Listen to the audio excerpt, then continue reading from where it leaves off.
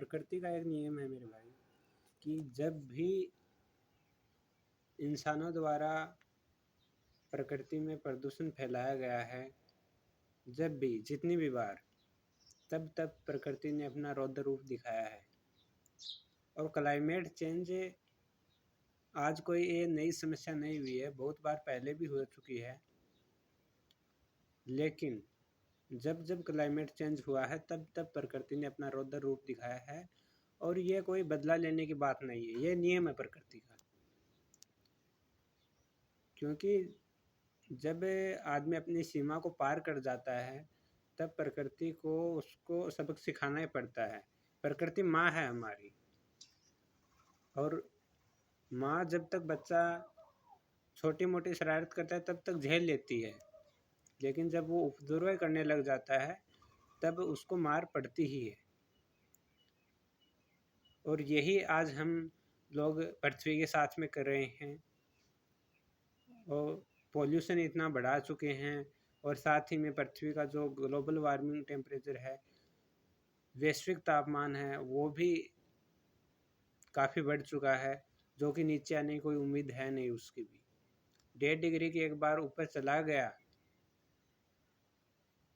फिर नीचे आने की संभावना बचती ही नहीं है। बहुत कम चांस है कि वो नीचे आ जाए।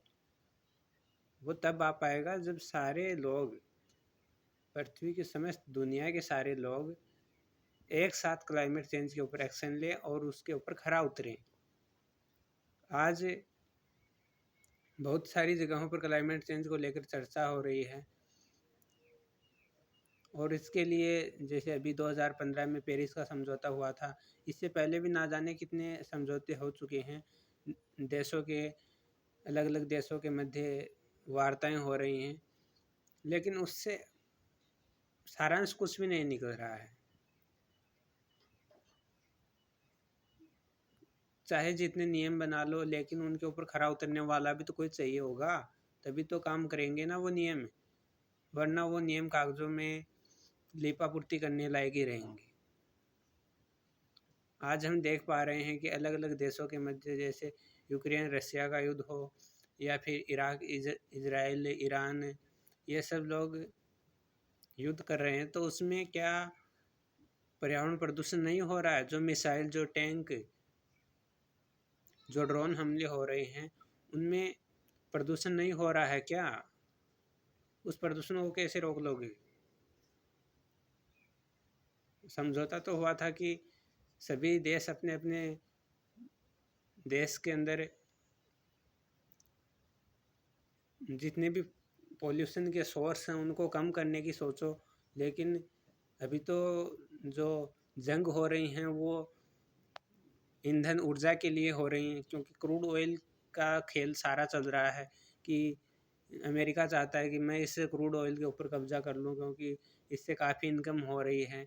और अन्य देश चाह रहे हैं कि हम अपना जो इनकम सोर्स है वो कैसे किसी देश को दे दे, इसके लिए लड़ाइयाँ चल रही हैं। और ये आज की बात नहीं है, हमेशा से होता चला आ रहा है।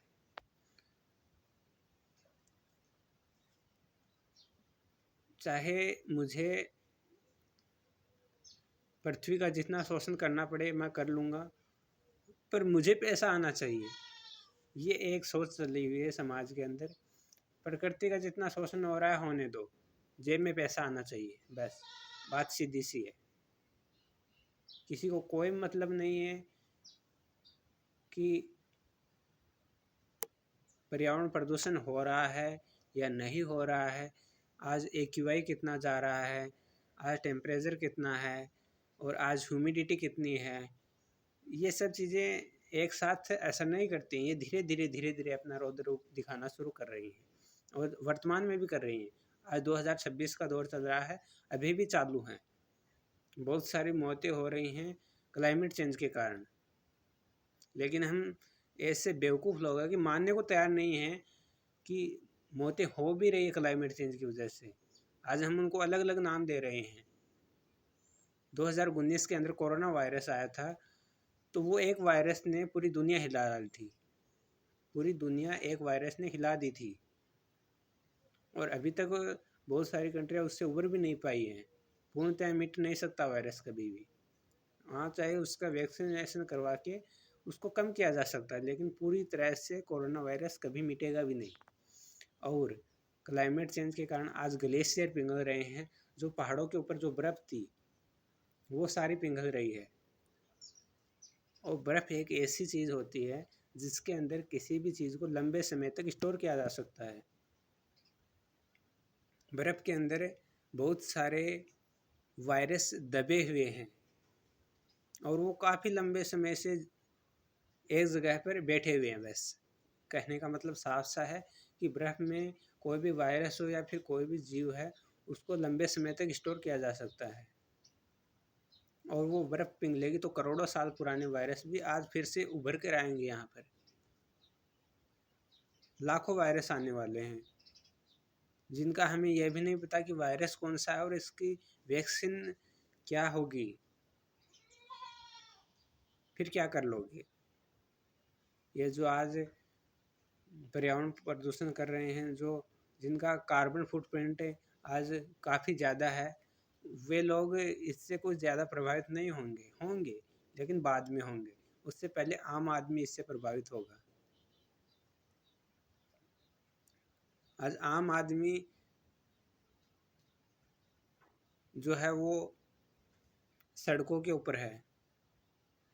सड़कों के ऊपर जो व्हीकल आ जा रहे हैं, जो टैक्सी चला रहे हैं, जो मज़दूर हैं जो दिहाड़ी मजदूरी कर रहे हैं, और जो रेहड़ी पे सब्ज़ी बेचने वाले हैं, जो अन्य काम कर रहे हैं, जो मज़दूर वेल्डिंग मटेरियल के अंदर लगे हुए हैं, जो कंपनियों में काम कर रहे हैं, जो लेबर, और भी बहुत सारे काम हैं, सबसे पहले असर इनके ऊपर पड़ेगा।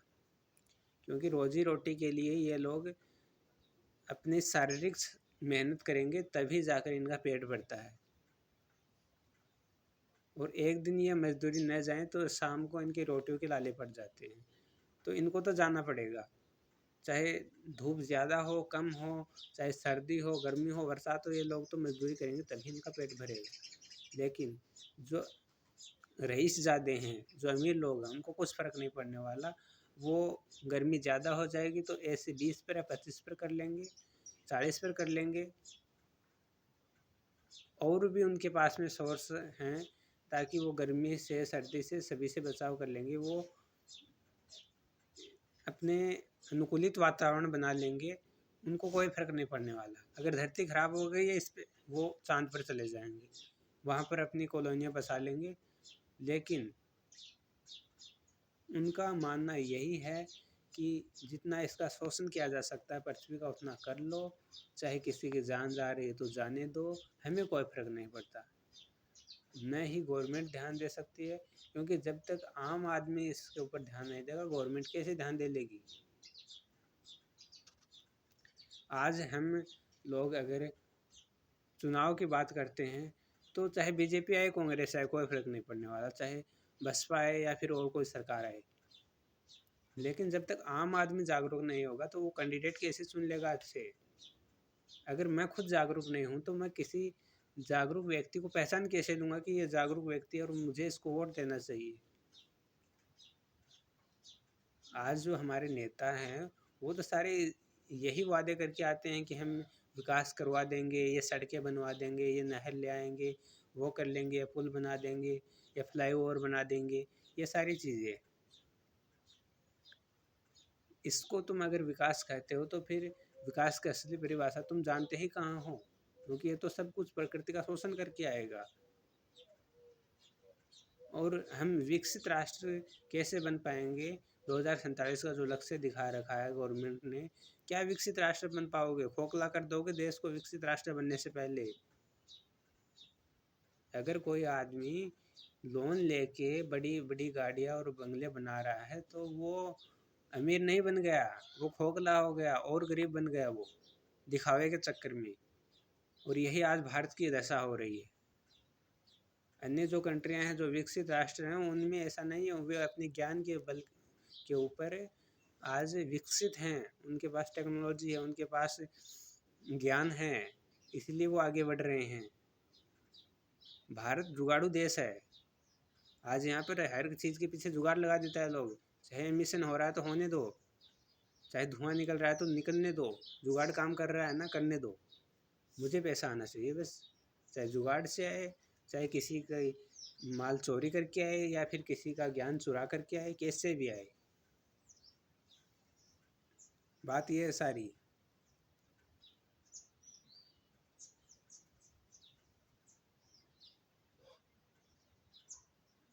देखो, हम हमारी तरफ से प्रयास कर रहे हैं, जितना लोगों को जागरूक किया जा सकता है करने की कोशिश कर रहे हैं और करते रहेंगे।